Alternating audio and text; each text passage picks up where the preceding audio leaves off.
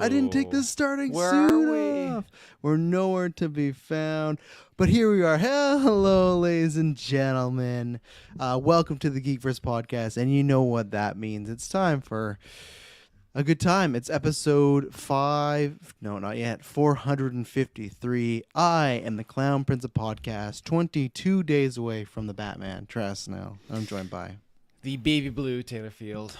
Baby Blue. So I usually we get right into it stuff, and we will, but I got to tell a story here, what we were just talking about on air. So I finish, putting the kids to sleep, and I'm like, oh, I can start at this time. And Taylor's like, oh, you know what? I'll be ready for 8. So, okay. I'm like, that's fine. Be ready for 8. And then this guy, he's like, oh, where's the Peacemaker room? People that use StreamYards, you know what we're talking about. Where's the Peacemaker room? I go, oh, we're doing news first. So I figured out, he did not make it at 8. I figured out what he was going to be doing is going to be making the news thumbnail while I was talking during Peacemaker, but I flipped the script on him, and no, it's news I first. did not receive the memo that Peacemaker was to be talked about after. I thought we were doing the Peacemaker cast first, so I made the Peacemaker thumbnails first. You just, why did you think Peacemaker was first? Because you had a 50% shot, so I'm not saying you're wrong, but why did you think that was first? I just figured a review would come first, just get it out there. Just get a lot it of out DC there. fanboys want to be talking about Yeah, it. they're breaking down the door. But yeah, ladies and gentlemen, we got lots of stuff going on right now. We just had the Golden Geeks, a nearly 4-hour cast, so check that out. And for patrons, I'm going to give you the weekend, and then on Monday, you guys have to decide one of our categories. I won't say who it is, but in the best villain, there was a tie, and the new rule is if the host cannot agree on the nominees, we leave it to the patrons. What is that? You gotta go listen to find out. But Monday I'll drop that, and then soon throughout the next few months or weeks, you're gonna be voting for the MCU Golden Geeks and the regular Golden Geeks. And then you guys, we have our GV winner that we say, oh, these are people we voted for. But the overall winner, we started this last year, is for the patrons because you guys support us. And maybe I'll jump in the line first here. You guys support us in things like side quests, things like us doing multiple newscasts and a Golden Geeks comic versions, all the extra content we do. You guys make it so we can do that, so we can, like for myself, use time off of work, things like that, to justify or actually have time to do all this stuff. Because like I said, we just did a 3-hour one, and we're about to do this. We're about to do Peacemaker review, so lots of stuff's going on. So we appreciate everyone that supports us on Patreon. It means the world. We thank you very much for your support, and you get stuff in return. Not only more content, but ad-free, exclusive, and early episodes. So I hope that you will give it a chance. That'd be great. Taylor Field, where could they find everything we do, whether we're talking about Patreon, whether we're talking about Manscaped, what it may be? Where can they find it? Ladies and gentlemen, you can find us with your internet connection in the search bar. GeekVerse.ca is our home base. GeekVerseCast is our Twitter, and GeekVerse on our Facebook. That's true. And yeah, as always, head down to the links below and everything we do there. Video, audio, how to find us, where the reviews. Taylor has made it so you can, the Discord link never changes now. And a big shout out to everyone jumping in there, because we have quite a few members that have joined the past few weeks, and it's good too. We just have conversations. It's us, other GV hosts, other GWA hosts. We have a really good time in there. It's fun. It's like especially when shows are dropping, it's good to get a gauge on everything. And it's great too, because people are always watching at different times. So right when you think the Boba Fett conversation is done, no, somebody just saw it. Oh no, somebody just saw it. And honestly, it's just a happy time, because people are getting ready to see the Batman. So it's a good time. I think I'll tease this. I haven't confirmed this, but I will still tease this that I think, what was that date I was throwing out there? It's looking like, so patrons, it's looking like February 27th, the Sunday morning, is going to be our next After 9. So that'll probably be like a 9 a.m. PST or something like that. But as always, we go back and forth. So we're going to do one right before the Batman. And then I don't know if it'll be the same weekend, but we'll do one right after the Batman as well, because I know everyone wants to talk about that. So that's the next one. And that's why I joined Patreon, because the Phase 2 tier up, you get that. So let's talk about some news, if I can find my laptop to close. Let's talk about some news. We got a lot. We originally weren't even going to be planning to do a newscast again, but there's just so much. And then we got Super Bowl this Sunday. So yeah, as always now, also he promoted the Twitter. Go there, because on Twitter I will put out the schedule for the week. We will be, for the next newscast, it's going to be with myself, Kirklin, and Dylan. We're going to be breaking down the Super Bowl trailer. So there's a lot of them right now. You got Jurassic World was rumored. I think they're gonna probably have like a TV spot. We're gonna talk about that tonight. Doctor Strange is rumored. Moon Knight is rumored. Lord of the Rings is happening. Nope. Jordan Peele's new movie. There's more stuff. So and then The Rock tomorrow is dropping a 1 minute preview for DC Heroes. So just I don't know what that means. So we got lots of stuff to talk about. So that'll be dropping on the Monday for the Audio Listeners live Sunday. So yeah, Taylor Field. We have, I feel like ever since Star Wars has been bought, once they start to do, oh, we're not just doing the sequels, we're going to do other movies, prequel movies, stuff like that, anthologies or Star Wars stories at the time. We got Rogue One, we got Solo, and that was kind of it, and everyone was waiting, when are we going to get Obi Wan? When are we going to get Obi Wan? And there was all these rumors for years, everything like that. There was at time a rumored movie that fell apart that's kind of rumored to transform into what we are getting now in a couple months. Obi Wan. I guess it's just called Kenobi, right? Is that the official title? It's just Kenobi, right? I think the show. I think it is just Kenobi. Let's look at the poster. Yeah, the poster will say. So it's called Obi Wan Kenobi. Is it actually called Obi Wan Kenobi? I see Obi Wan Kenobi on this poster. Fair enough. No, that makes sense. It's fine. Doesn't need a great title or anything like that. It's very simple. Obi Wan Kenobi. Great. Get to the point. So we've been waiting. Obviously, a few years ago, so confirmed. It's been shooting. COVID, other delays, but it's finally here. It used to just be called Kenobi, S-Bub says. So, okay, there we go. So we have gotten a few things now. We have gotten the date and we've gotten the poster. So Taylor Field, one, are you excited? I know you are, but are you excited now? We are in grass. It's like other, there was a time where the Disney Plus shows in COVID, it was like, oh, it might come out this month, might come out this month. But most of the time when they got a date, I don't think anyone has, and maybe someone let me know, even S-Bubs, if you would know this. I don't think there's been any Disney Plus, Marvel, or Star Wars show that got a date and got delayed. So I feel like we're safe to say that what is it, May 24th or 25th? 25th. 25th, yeah, because it's like, what is it, the 30 or 40 year anniversary of Obi-Wan and New Hope and stuff like that. So May 25th, it is happening. Obi-Wan Kenobi. Taylor Field, what do you think about the date? What do you think about the show? And what do you think about the poster? Because there's something I learned about the poster today that's very cool that I did not know yesterday, but I learned it today. I'm interested to see if you know it as well. I think I know what you're gonna reference, and if it is, I'm gonna kind of fight you on it. If it's the same thing, yeah. So I've been waiting for a trailer for this bloody show like for a long time. Just to get the poster was like the ultimate tease because like it looks great, and I don't want to say like I'm not tired of Tatooine, but at the same time I just do feel maybe a little bit of like exhaustion from Tatooine, like the same set piece. Just from Book of Boba and all that stuff. But like here we are, and I'm that being said, like it's Obi-Wan Kenobi and he's on Tatooine. I'm not arguing with that. That's storytelling right there. So I'm running with it. But I'm excited to see, and from this poster, it just got like the juices flowing because it just got me excited to see, okay, like he's gonna be going off world, like what is he gonna be doing, and all these different adventures based on the concept art. We're gonna be going to some crazy new places, which I'm stoked about. Yeah, it's such a beautiful poster. I'm just staring at it now, and it just is something like just you let the imagination go wild. Like he looks great. I've been looking at like close-ups of him. He looks like Jesus. Yeah, there's just gonna be some great stuff in this show. I cannot wait. And again, just like nods to the logo. I love just the lightsaber as the eye. That's just one of my favorite things. Yeah, that's pretty good. So yeah, obviously we had all had it pegged. It's not happening as far as May the 4th. And all of us were like, oh, it's obvious. There were a few people that said the 25th, so that makes sense. We were talking about this where we went, hey, Moon Knight's coming out. It's rumored to be 6 episodes. It's not going to be ended by May 4th. So what's going to happen here? And I think that, so in your opinion, why do you think that and this is like, it's on topic, but off topic. When we got Hawkeye, right, and they doubled up, and we thought, okay, the reason they doubled up was because, they put 2 episodes out, whatever, week 1, so then Boba could be at the finale. Okay, I got fucking word diarrhea here. I'm so lost. Hawkeye premieres, right? And then it's going to be this amount of episodes. The first week we get 2. So then when we get the finale, Boba Fett is by itself, right? That's why they doubled up.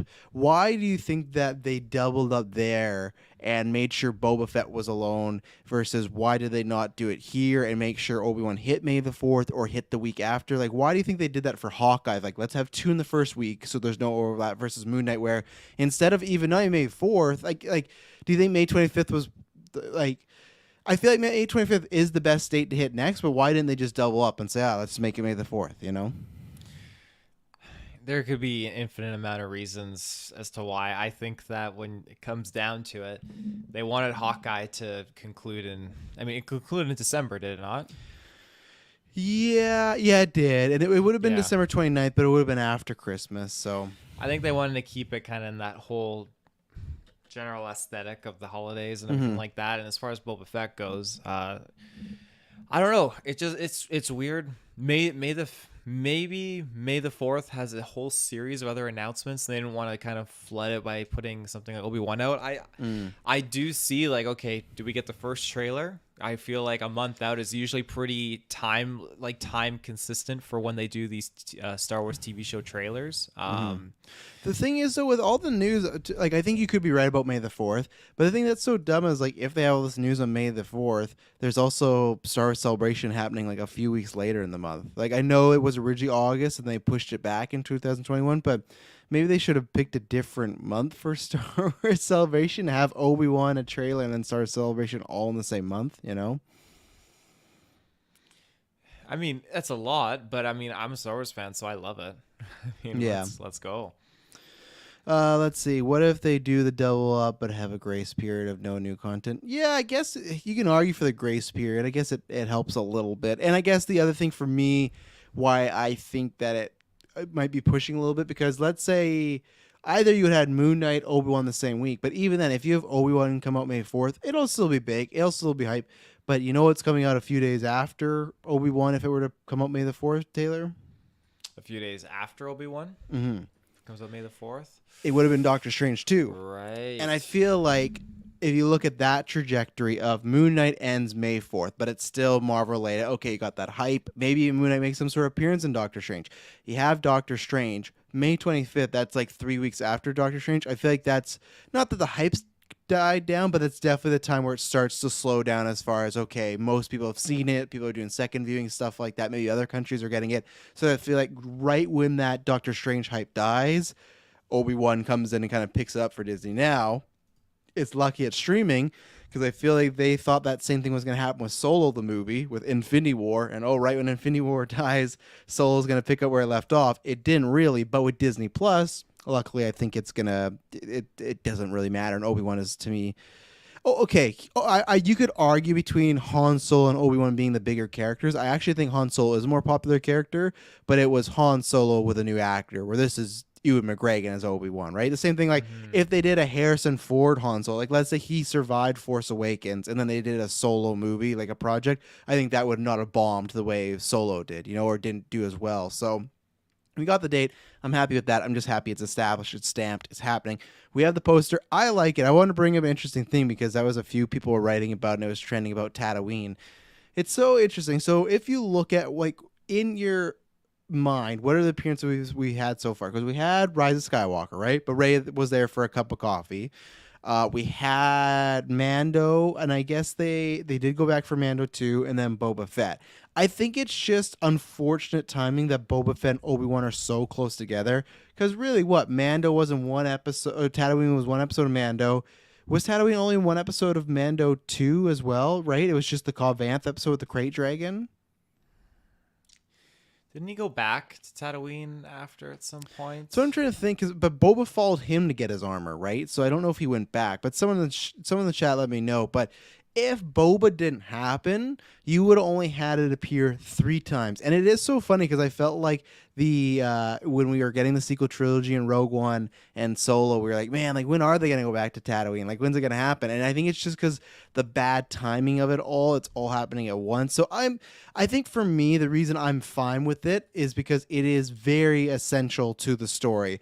I'm the reverse of you, where I'm pretty bummed we're leaving Tatooine. As I've always said before, I wanted Logan Obi Wan, but now we're just getting Obi Wan breaking, not breaking canon, but to me, kind of like creating a new canon. Like, oh yeah, I guess he did all this stuff. But either way, to me, it's fitting. But I do think after this, we should take another break from Tatooine because I do feel people are getting tired of it. If you look at the projects we have coming up right now, like Acolyte. What else? Ahsoka, another season of Mandalorian. Like, do you see any other project, barring a Boba Fett season 2, do you see another project where we could pop up in Tatooine again? Because I feel like this could be a good, not send off for it, but a good little, okay, big showcase in Obi-Wan. Obviously, it's very vital to character, and then we again take a break for a bit. I don't see Tatooine peering up in Acolyte. No. I don't see it popping up in Ahsoka.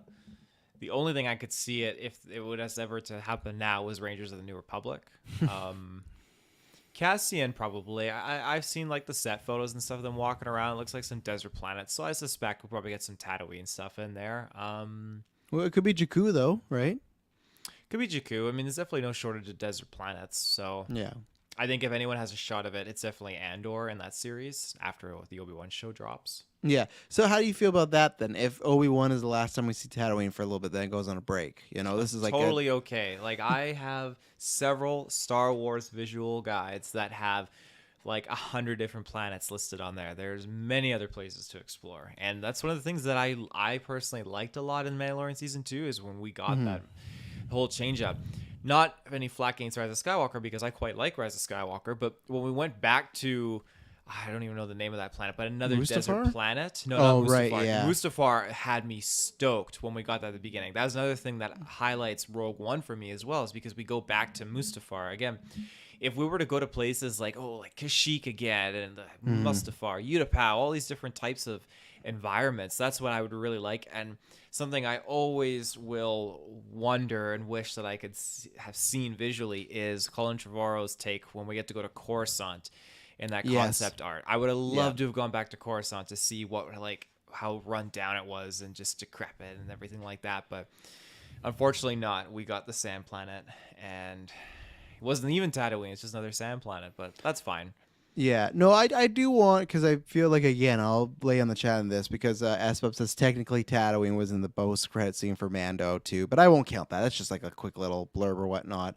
I do want more, especially, like seeing the Naboo Starfighter with Mando ship, I do want some more prequel stuff in present day. I feel like, or whatever, I mean present content being made at Star Wars. I feel like that hasn't really happened. It's happened in animated, but I don't think it's really happened in live action. I think they've made mentions of things, but I really hope, and maybe that'll happen in High Republic or Acolyte, sorry, or maybe that will, which also I gotta clarify, we talked about this on news a few days, I had screwed up. That High Republic like kid show or based on a kid show, it's actually not animated, it's gonna be live action. Oh, really? Yeah, and they said like some of the rumors were that it's like has a very Stranger Things vibes, and Clay, every once in a while he has a good idea, and he posted in the GWA chat of like, imagine if it was a bunch of like Padawans fighting like the Durig or however you say it. What's that plant? The Drengir. Thank you, because I don't fucking remember these things. But the Drengir, like that would actually be really cool. So I did not know that was live action. There's apparently like a secret show shooting in June right now, and lots of people, including Clay, as I just mentioned, thought that was it. So that, not that I'm not like, oh yeah, it's live action. That just changes like, oh man, I did not think I like that. The more live action High Republic, the better, because I feel like more people will give it a chance, right? If it's animated, they might write it off, but if they see the Star Wars show, 2 of them, it's in kind of High Republic era, and people start to like that. I hope we get more, because I think High Republic, we could visit prequel planets again. What's your scooper rank drop to now? You got that wrong. Well, no, that was me pulling a Taylor where I read read the headline. Yeah, I didn't read the headline. I think I just misread it. I thought there was animated somewhere. I'm not sure, but yeah, that's exciting. So the poster, yeah, I like the poster. This is where we get back from Tatooine. I like the poster. It's very kind of ominous. I think the biggest thing I like about it is he's alone. Now I know there's many posters just them alone, but for me, what I like is he's at Tatooine, but it's very zoomed out, and he's in the middle of the desert, and he's just alone. And that's what I like, that's what this is supposed to be, that he is cut off from, we don't know if he's cut off from the Force, but cut off from everybody, right? He's he's in hiding. He's cut off. And again, I've said, and I hope the first episode is very much like this. He should be pretty down and out. He should be pretty depressed. I feel like, I don't know what I think we've talked about this before, but maybe refresh my memory. Do you think when the show starts, he will actively know that Darth Vader is Anakin, or do you think that's going to be something revealed to him through the show that we learn with him? Because I feel like it's going to be that way, where he somehow figures out or he gets information of, hey, this is, even if he kind of thought it was Anakin, he gets confirmed that it's Anakin. And to me, I want that on screen because I feel like that's going to be even if it's a flashback, like a kind of heartbreaking moment for the character to go through, like his emotions and everything. He knows. I'm putting my chips down that he knows already. We're 10 years down the road after the Battle of Mustafar. I'm confident he knows because he's going to hear tell of other Jedi that are getting popped off by Inquisitors led by, the sinister Darth Lord of the Sith or whatever. I mean, am I putting my chips we on didn't it? talk about Yes, that rumor, yeah. but I'm not going to dismiss the fact that it's a possibility. Not everyone knows who Darth Vader is. There are only a select few people that knew it was Anakin Skywalker. Grand Admiral Thrawn is one of those people, mind you. But some point along the line, Obi Wan realized this and he figured it out. He told Luke about it in A New Hope, from a certain point of view, and I think that. What if this is the time where he figures it out, though? That's where the show's picking up. It's possible. But I'm just going to put my chips on the fact that he's already learned that aspect. So. Because why? Okay, so I think the idea is what I'm guessing. They haven't said this in synopsis, but pretty much what they're putting out is this is Obi-Wan deciding he needs to right or wrong, right? And whether he's going to go and try and save Anakin as Vader or he's going to try and take him out. Why, if he knows, why after 10 years, why is this the time that he decides to leave Tatooine? He's just deciding to gun it right for the Emperor, just right his wrongs. Fuck, that'd be great. But no, but why now? If he's known this whole time in your scenario, why would he leave right now? Because that's why I feel like in my pitch is he learns it, and that's why he leaves, because he feels, I have to do this. Whether it's killing him or saving him, I have to do this. For yours, he's just sad at it, and then one day he's like, yeah, you know what? Maybe I should do this, There's two ways you could look at it. I mean, yeah, why then is the case in A New Hope? Why is it why did he just come back and stay there instead of going off and hunting Vader again? There's that dynamic, but there's two ways you could run with this. There's the way you mentioned where, okay, he figures out that Anakin is alive. Anakin is Darth Vader. He's got to go and finish this because it's just, this is bad. He's killing pup and younglings still and everything like that. And there's the second option. Something is going to happen that justifies him needing to leave. It could be him using the Force when he shouldn't have inside a certain setting or whatever, and Inquisitor sniffs it out because that's what these Inquisitors do. As soon as there's mention of anyone using the Force, we saw from Fallen Order with Cal Kestis. As soon as that happens, boom, they're on the case. I think an Inquisitor is going to pop up here. We've seen the concept art. We've seen one of the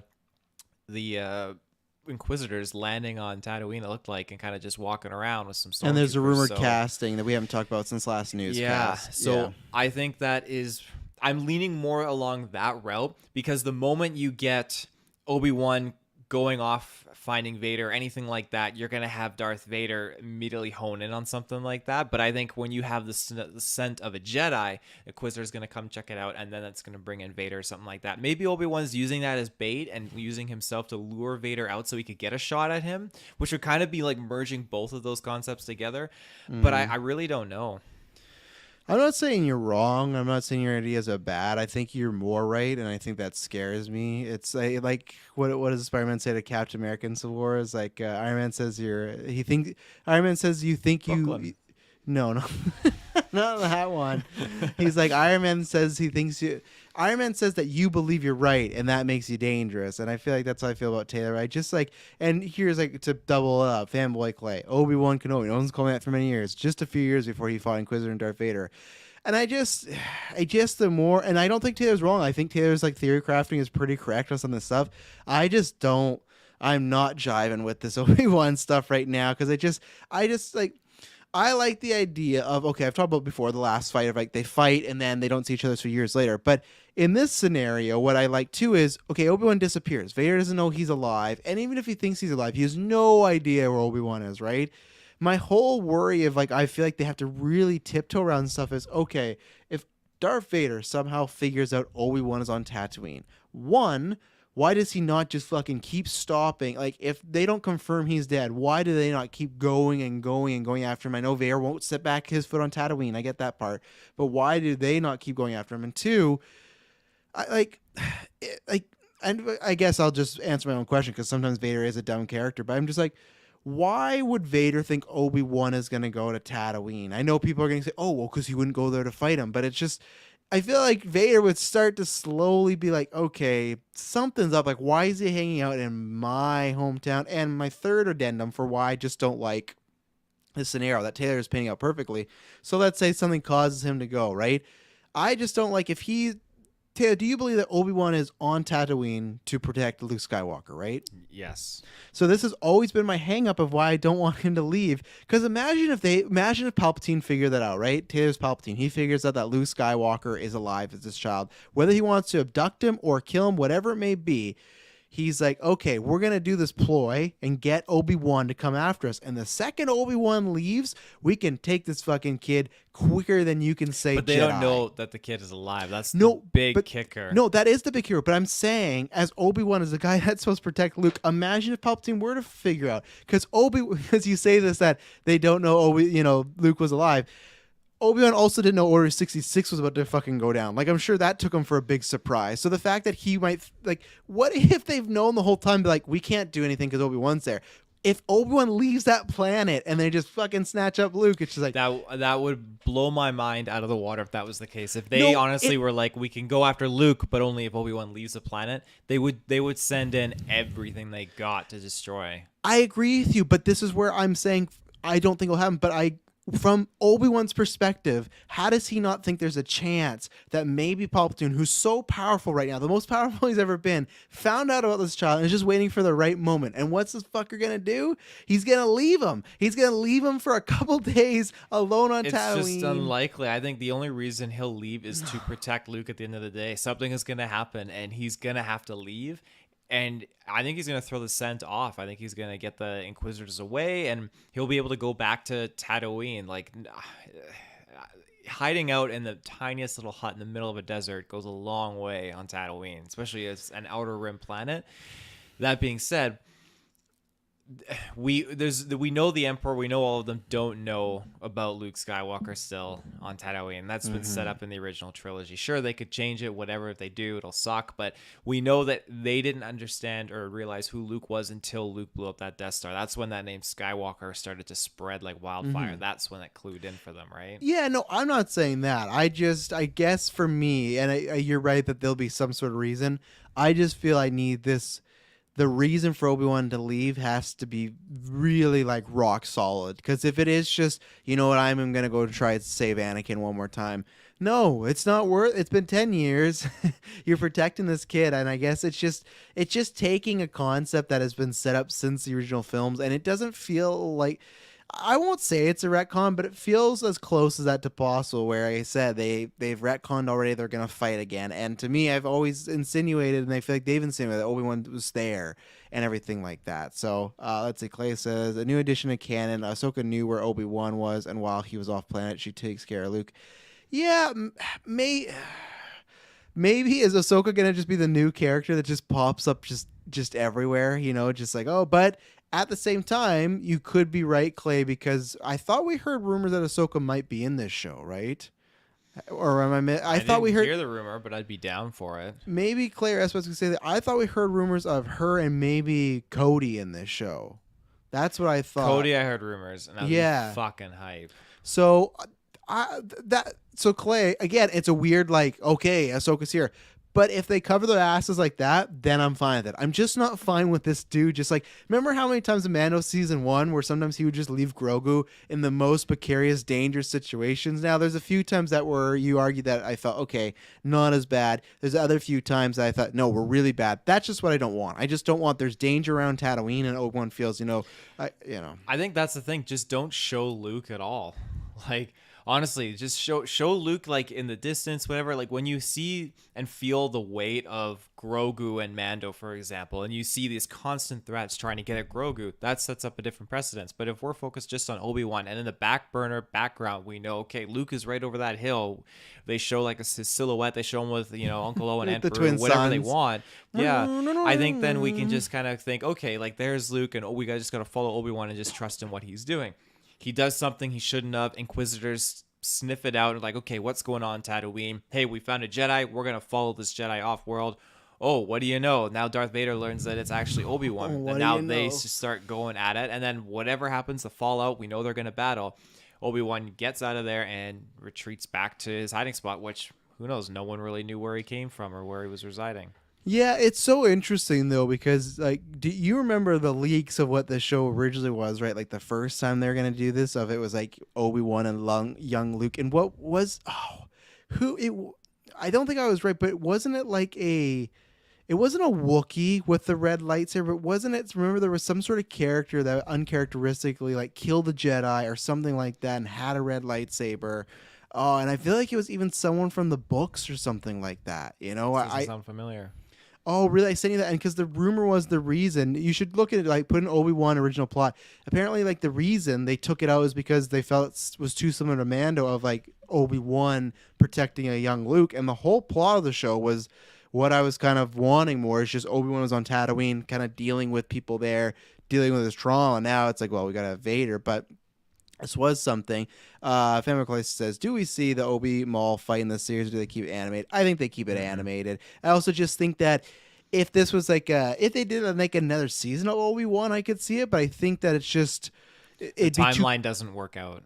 Yeah, but you could jump, flash forward, flash back. Like, what if he's remembering, like when Darth Maul walks into him on the campfire? What if it's old Ben remembering this whole thing with Vader, right? And then they do the fight. I don't think it will be. I'm saying though, you could jump around timelines at any point. I just don't. I think it'll be crammed in this. I think it would be. Yeah, I agree. It wouldn't make sense when you have Inquisitors and you have Vader and all this stuff. It'd be too much just to throw in this fantastic duel of having Maul and Obi-Wan. The Maul and Obi-Wan fight was 2 years before A New Hope. So that's just context.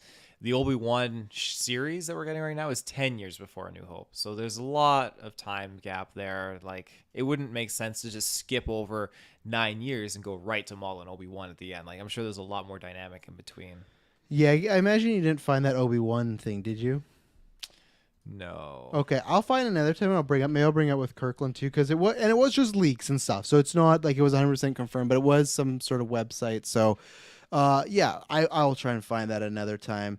But the thing is, so that poster's looking real good. Obi-Wan, he has like the beard, like he's always had a beard, but he's like, other than Phantom Menace, he's having like the big beard. He has everything like that. One thing I bet, the way he's looking right now, he probably has some hairy balls, don't you think, Taylor? Oh, they're hairy, they're sweaty. He needs some treatment. He does need some treatment, and unfortunately, the gear he's looking like just has a lightsaber. And you don't want to talk about something that might nick you, something that might leave you hurting for a long, long time. You don't want to be cutting your pubes with lightsabers. You want to be cutting them with Manscaped, because Manscaped is here to provide you with the best quality for below the belt grooming. Take care of your boys, especially right now for the people that have used the code and bought already. Boom, the people that have used the code and bought it already. You want to be using it because in a few days is Valentine's. Like we said, unless you're an asshole, it's usually an insta lock for having a good time. So whether you are a man who wants to impress the lady, or maybe your lady out there is thinking, hey, my guy, he's not getting the message. I got to get him something. I need to know. So for Valentine's, he's ready to be nice, silky smooth. You want to be getting Manscaped because right now you can get 20% off and free shipping if you use our code GVPOD, because roses are red, violets are blue. Don't let a wild pube wreck you. And you don't want to be doing that. That's one of the best things. It's going to get rid of all those pubes. Has multiple guards. Has a 4000K LED light. One of my favorite features of this. Valentine's Day is just around the corner, and our sponsor Manscaped are here with the best tools for your balls, ready for a special occasion. It's V-Day. It's time to join 4 million men worldwide and jump into Manscaped. Taylor, you're going to be you're talking about Obi-Wan. I feel like whether it's a crotch reviver, whether it's a shirt, whether it is the boxers, whether even, talk about like that beard, I guarantee you some of his nose and beard hairs or ear hairs they got to be pretty Sarlacc-y long. Oh, I'm thinking so. Absolutely. I mean, the nose hairs especially. I mean, I can't get enough out of using the weed whacker. Like, holy shit. Like, it's absolutely fantastic. I love just like going around, and it's so easy to do. You just click it on, just go at it for like 30 seconds and you're good to go. I used to be a plucker too, and that shit hurts. Oh my Crazy. God. I don't It's so understand nicer. it. Well, the plucking, like I feel like the result is good because then you don't have like when it grows back, it's not like super like jaggedy and like fresh cut lawn kind of feeling where it's a little bit sharp. But that being said, when you got something like the weed whacker, I mean, you never get that because you can always just stay on top of it, always just keeping it low. Takes which seconds. Is great. Takes seconds yeah. and gets out of there. And again, the revitalizer, the reviver, oh my God, that stuff, like I double down on some of these things and it's just, you feel like you lose 10 pounds after you apply it. 100%. So Manscaped is made for nights like Valentine's Day coming up. It's going to be making your date say, wow, look at those balls. GVPOD, 20% off, free shipping right now. We're going to take our first ad break, and then we're going to talk a little more Obi Wan, because we haven't even talked about one thing in the poster, and then there's been some details that Ewan kind of let slip, and then some other people backed it. So we'll be right back. And we're back. So the point is, and this is where I'm interested to hear, because it's not my, like, oh, I caught it. I didn't even catch it. It was other people bringing it up. Supposedly, Obi-Wan in that right hand is holding a lightsaber. Obviously he is. But people are saying that that is not his lightsaber. That is Anakin's lightsaber. Is that what you're going to be fighting? You don't believe that's true? Well, I was going to be fighting the thing where people were saying, like, oh, it's Rey's lightsaber. I was thinking, how the fuck is it Rey's lightsaber? No. Rey didn't even make her fucking lightsaber yet. But if people were referring to the Skywalker saber, it's a different conversation here. Do you think that's accurate? People are saying that it's Anakin's lightsaber. And I think that thematically it makes sense, but also just it's great for that poster that he's holding Anakin's lightsaber. And if it is like, hey, he's going to try and go out and fight or save Anakin one more time, it's very fitting, It is. I gotta get like a super zoom. Okay, let's enhance. See my old eyes. Fucking Christ. His old eyes. Fuck, that's a good close up, but it's just his fucking top half. Give me the lower half, man. Jesus Christ. Oh boy. I mean, you gotta look at. This isn't bad. It's definitely not his. When you look at Obi-Wan's lightsaber, It's more silver, isn't it? Too. Yeah, like you can. Yeah. Well, I mean, color. You're not gonna be able to tell much with color. No, but it's like silver But, like- plated. That to me, and his is more smoother. Obi-Wan's. I wouldn't say smoother. No, Anakin's is definitely the smoother of the two. Obi-Wan's them up. is. If you look at the logo, like it's kind of like it goes up skinny, and then it kind of goes up to like almost like a satellite dish. The way the top is, you could say. So. Oh yeah, you're right. I totally have. Well, what is this? Why does he have multiple lightsabers here? What's going on? He would have lost a few of them. He would have lost a few of them. Let's see. But looking at this, like it really does look like it. Now that being said, let me counter you with this. The lightsaber. I definitely had them confused. I had Obi's as that, but now that I see, like, oh yeah, okay, go ahead. The lightsaber that Anakin has, the one that he had made for Revenge of the Sith, the one that's seen out through the rest of the movies, it's silver with like the black, I don't know what you would call, but like black ridges, It's yeah, ribbed. on the end of the lightsaber. Now, do me a favor, look up Darth Vader's lightsaber. It's literally exact, almost like really, really, really close, except the top has black trim. But I believe that the ridges on the base of the handle are still the same. Like it's very similar, which makes sense. Anakin liked that lightsaber, so he built a new one that was very much similar to it. Now this one, looking at it, I feel like the top of this lightsaber has that dark trim like Vader's, and I wouldn't be surprised if somehow maybe he just happens along into getting Vader's lightsaber. Oh God, that's his get back. He's like, I'm taking this back to I'm Tatooine, taking fucker. this with me. I'm gonna give it to your son. Yeah, and Obi-Wan's like, damn it. But I mean, at the end of the day, like that's probably me just like jumping to some conclusions. Like he does have Anakin's lightsaber at this time, so maybe he just likes to stroll around the desert, swinging it around, But Jesus, He does have it in his possession, anyways. Yeah, the only So thing is just because the top kind of has almost like a goldness to it, so I think it would probably be more Anakin's, not Vader. Because like that's true. I just don't know, I just don't know how he would get Darth Vader's. That'd be like a set of bold play, take it and come back to Tatooine. That's why he's coming out of retirement. That's where you need to fight me. Yeah. So yeah, and then so the details was so you put this out in an interview, and now I can't remember where it came from. I don't know if it was Star Wars Direct or something like that. It was like a C plus tier scooper, but it's one of these where it came out. I don't know. I feel like it came out after. If it came out before, good for them. But it felt like Ewan said something. And they're like, "Well, we have a scoop that confirms that," but it's like, yeah, he pretty much just confirmed it. But I get what they're going for. So Ewan's like doing some interviews. Like, "Oh, it's no secret. Hayden Christensen's been back, and it's fun to film some stuff." Yada yada yada. I'm paraphrasing because I can't remember the exact quote. I'll probably look up when Taylor's talking.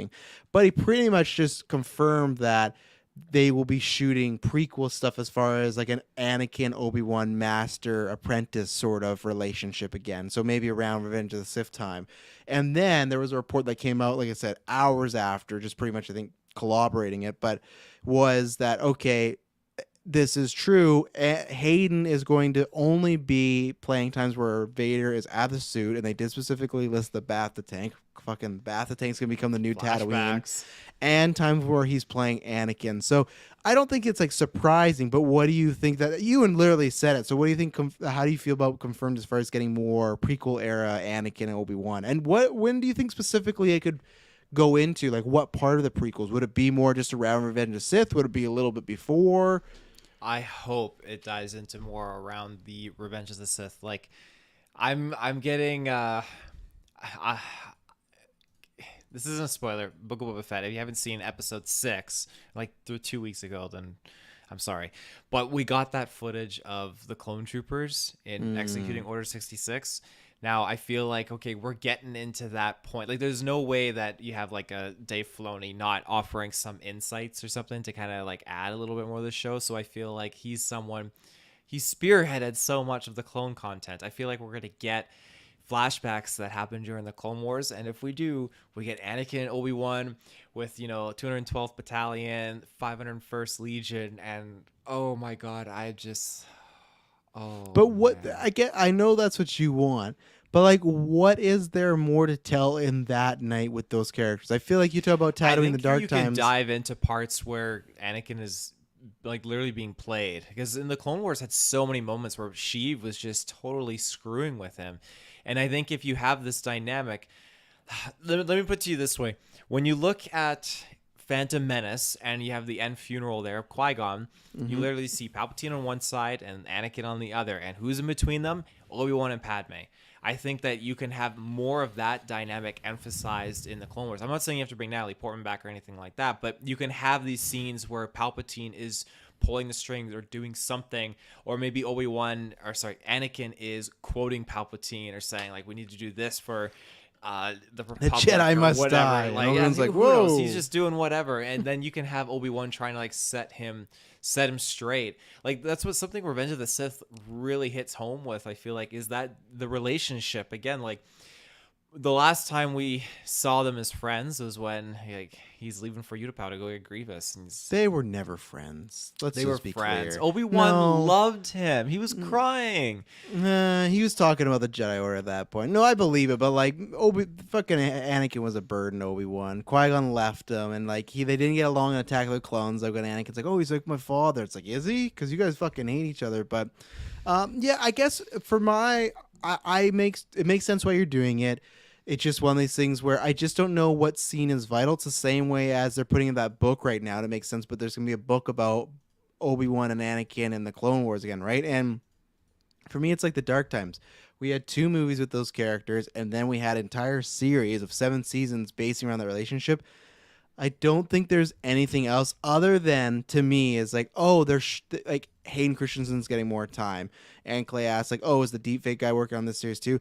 I bet. I think they just hired him overall to, hey, this guy does a good job touching things up. So you'll have them both looking younger. what I want is this scene to feel vital, not just, oh cool, it's the prequel. And I know that is fun, and like Taylor will get lots of a kick out of it, but I already had enough people too, which was funny enough. Like same thing with the way they're complaining about Tatooine was like, fuck, like Order 66 again. Like how many times do we have to see this? And Oh man, that's people are saying that. Oh, people did say it, but it is a thing. I don't agree with it because it was such a small moment, but it is a thing that we have seen a lot with Clone Wars 7, Jedi Fallen Order. Like, it's a touchstone that they go back to again and again because it is such a big moment. It's like MCU and the snap, right? So I do get it. I don't have a problem with it, but I just go, is there anything vital we can actually learn or have from a scene that we didn't already get from the series of Clone Wars or the movies? And right now I'm saying no. I trust Deborah Chow, but I don't think so. I think it's just an excuse to be able to have Hayden do some more acting out of the suit. to counter. I don't want to counter. We're moving on. To counter the idea of getting a little bit more of Hayden and Ewan. yeah, Ewan, Obi Wan and Anakin. That's what I was trying to say. Obi Wan and Anakin. Not everyone's gonna have seen Clone Wars, and I know there's 7 seasons, Yeah. but I say this probably like 80% to 20%. 80% thinking that Kirklin is probably never going to watch Clone Wars in the next 10 years. I feel like he's not going to until that time is gone. And that's the same case for so many people. There's the diehard Star Wars fans that have, and they're the ones, as you said, that are getting the fatigue of Tatooine, the fatigue of Order 66, all that jazz. But You're getting the fatigue of Tatooine. I'm getting the fatigue of Tatooine, but I'll never get the fatigue of Order 66. That shit stings. But when it comes to something like this, I think there's so many people out there that have missed out on that dynamic. They only have the Obi Wan, Anakin, Revenge of the Sith relationship to run with. In that kind of period where Anakin is turning to the dark side. So I think we need to dive into a little bit more of that and give us some flashbacks and dive into a little bit more of that realm, because there's going to be stuff that we didn't see in the Clone Wars. Stuff that they want to add into the development. So what else? Like, so I think you're right on that point of like the GA, because other than you, and I don't count the GA hosts because we met them through podcasting and similar interests, people in my life, I don't think I actually know a single person that has watched the Clone Wars. Like maybe an episode here or there, but from start to finish, I don't think I know anybody that has. But so the thing, like, I don't think us need it, and I don't think there is anything. I agree with you. The GA could have some fun, but I don't think there's anything we need. I feel like we have all the context we ever need on Obi-Wan and Anakin and how that dynamic went down. I don't think we need. But don't you want to see live action context? I did. It was called Attack of the Clones and Revenge of the Sith, and it had some shitty acting and writing. But don't you want to see it with good writing and good acting? There's a chance, but I'm still not like counting Hayden in. Like I still got to see. But no, you're right. The GA that makes sense because lots of people haven't. So, and we'll see. They're probably getting I guess the other reason is too, I know it's a different dynamic, but we're going to be getting that with Ahsoka very likely if Vader is in that, which has been said. Clearly Vader's not back. So, well, Hayden, they said Hayden's supposed to be reprising, right? Yeah. Yeah. Not Vader himself. So I imagine it'd be like Force Ghost Hayden. In Ahsoka? Yeah. Oh, no, I think they're going to do Clone Wars flashbacks, in my opinion. Oh, fuck, I hope so. Let's go. Just give me all these clones. I want all of them. Yeah, because I don't want to get him being a Force Ghost. It's such a stupid fucking rule. This guy is Space Hitler for a while, and just because he saves one little... So is Kylo Ren, but Kylo Ren's Space Ghost now, too. Where I didn't see no Space Ghost in a movie. He disappeared into the Force.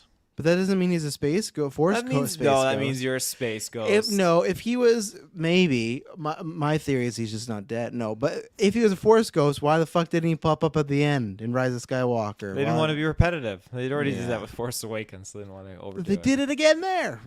Either way, is there anything else on Obi-Wan you need to mention? I'm just excited. I'm nervous. All I'm excited for is for Ewan to play that role, and I think Ewan's going to kill it. No matter what problems I have with the writing of the show and the choices, Ewan's going to kill it. And Deborah Chow, I love. Chow. Yeah, so I still don't think it's very much like Dexter. I had lots of problems with that, but they did turn to a way I liked it. This even more so because Dexter was like 10 years of build-up. This is almost like 50 years of build-up of like a certain concept, so...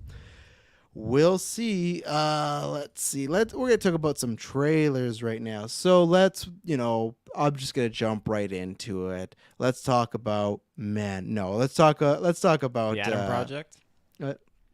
No, we're gonna talk about Jurassic World because I'm sure you've been jumping a bit all day and everything like that. So go ahead, Taylor. The floor is yours. We got our first look for Jurassic Park. hang on. I need to address Clay yes, here. I'm I need gonna. to address Clay. I'm gonna. Go ahead. Yeah. We both saw that. And we're like, Clay stirring the pot here. I wouldn't necessarily say it's a cop out, Clay, because like for me personally, Qui-Gon was the one that learned this and started diving into it. He didn't get to complete that training, so it kind of went sideways. But he just got to be the voice. He That's got to all be the could. voice. He Yeah. got to commune, and this is something that we learned in Clone Wars. He was connecting with Yoda a little bit and helped Yoda find the way. And then from then on, it just kind of spread like wildfire. And then you have these next generation Jedi like Luke and everything that kind of can come out and talk to these Force ghosts and be like, hey, you know, this is how a Jedi can live forever. I guarantee Kylo learned that stuff well in advance. Like, you know, maybe Rey didn't learn it yet, and that's why she didn't turn invisible right away and disappear into the Force. Maybe she hadn't learned that power yet, but I guarantee, at least to my perspective, Luke taught all these younglings how to live forever.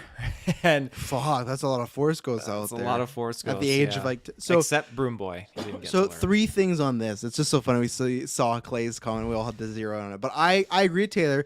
But I have other points too where I feel like, and I know it's like a more spiritual thing, but I it's the same way as to me Knights of Old Republic set up. When you turn to the dark side, there's certain like Jedi light side powers you can't use anymore. When you're on the light side, there's certain ones you can't, like dark side you can't want, right? So it's just like if you on Knights of the Republic chose to be a good guy, you can't use that Force lightning. Sorry, you're not evil enough to do that. Yes, there's stuff like Luke did the Force choke and stuff, but you could argue he's tapping the dark side, but then he cut it off, right? We didn't see a Force choke in like Last Jedi or anything like that. But either way, that's more of like a belief thing. That's not canon. I'm just saying, to me, once he decided to kill thousands of innocent people, he still got that ability? No, that should be cut off. It's like the Force gods out there fucking, who were those people in Mortis should be like, no, this is not happening. Like, you don't get to be a Force ghost anymore. But okay, on Kylo, 2 things. He could have had that training, like Taylor said, and this is where I'm going to go into my first point, is whether you like it or not, if people don't like Kylo Ren, even though I feel like now after the sequel trilogy, everyone's like, yeah, that was the best part. I was there at the beginning when Force Awakens, I don't know, he's a discount Vader. It's like, yeah, that was the fucking point of the character, and then became the best character in Star Wars history. But the multiple characters between Luke and Snoke, who's really Palpatine, said that he is as strong, if not stronger than Darth Vader, right? My point of contention is he's stronger than Darth Vader, because you know what he could do that Anakin could never do? He fucking brought Rey back to life. So here's something we had never seen in Star Wars movies, right? It's just a character, someone dies, and they physically just go over to them and they resurrect them on the spot. Do I think there should have been some fucking training or some sort of setup? Absolutely. It is kind of bullshit that Kylo just like prays a little and Rey's alive. But either way, like Taylor said, I'm sure in some canon comic book in 15 years, they'll explain why Luke trained him all this stuff. So if Kylo Ren could do that, I think he would have that ability to be a Force ghost. It was weird. Like, obviously with Rise of Skywalker, there was tons of weird choices. It's like the Boba finale where I'm like, this doesn't make sense. But I think he has the ability to be the Force ghost, but he should not get it at all. Again, he did many bad things. I think one thing to note here too is when you have Padme's life at stake and Anakin trying to do what he can to save her, you run into this issue where Anakin is being manipulated and compromised. Again, you can call him emotional, you can call him whatever you want, but at the end of the day, the Jedi, he did feel isolated and betrayed by the Jedi. He was being brutally manipulated by Palpatine, and he had all these different factors coming down on him where he at the end of the day, he just wanted to be a Jedi. He just wanted to be with his wife, Padme. So all these things, and he's having dreams about Padme dying. It compromised him. Obviously, even if he knew this shit, he wasn't going to do it properly. Trying to defend Vader. He was busy turning to the dark side and just doing all this crazy bullshit, killing Mace Windu and all that jazz. So then, well, you have Kylo Ren in the same scenario. He's come back from the light. He's composed, and he knows exactly what he has to do, and he's just in the moment, and he successfully revives Rey. So, I just literally the other day, Adam Driver came out in conversation, and I just had PTSD, and I just remember them kissing, and then just like literally what they do is just like Adam Driver falls down on the ground, and he just dies, and they like that's the ending of that character and the storyline with him, Rey, and the trilogy and the whole saga. Holy fuck, man! They just fumbled that so hard. I'm so mad all the time. I'm so mad that they did that. They could have just fucking put him in prison. I'm not even gonna. Ugh. Trailers. Let's talk about some trailers. You know, we were just talking about Star Wars. Let's talk about a man who almost directed a Star Wars movie. Colin Trevaro. He is back. He did Jurassic World. He wrote Jurassic World Fallen Kingdom, and now he's back for Jurassic World Dominion. The trailer is saying the epic conclusion to the Jurassic series, even though just a few last week, Taylor and Kirklin talked about how the producers like, yeah, we're definitely making more films, and there's no way Taylor, there's no way they're gonna make any more of these films without calling them Jurassic. There's no fucking way. It's the so it's they're not is the way I see it, not like sequels. Like this is the conclusion to the trilogy story, but there will be more spin-offs. The trailer like made it they phrased it in a weird way. The conclusion to the Jurassic, what was it, story or era or saga? And that's where it's weird because the next movie will be Jurassic like universe or Jurassic whatever. So I agree with you. It just was weird in the trailer, but it's just like they're really trying to enforce like this is the big one and everything like that. And I feel like this was a big one for you. Oh yeah. I was anticipating the trailer to drop for the Super Bowl. Like that's what I was kind of running with. Those are the rumors. So when I got up this morning, I do my usual like 6:30 GeekVerse check on the chat, and I see the notifications like, oh, Jurassic World trailer dropped. Like, oh, holy shit. I shared it to you guys, and I thought, okay, I'm driving to work. I'm not going to watch it yet. I'm the only one that gets into work, you know, at first thing in the morning.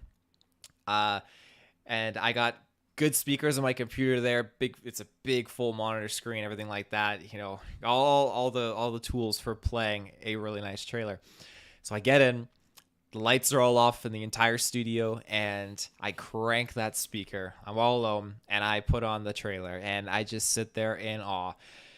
And holy shit, I'm glad no one else was there because I started to masturbating. Yeah, it's just, And Taylor is now unemployed.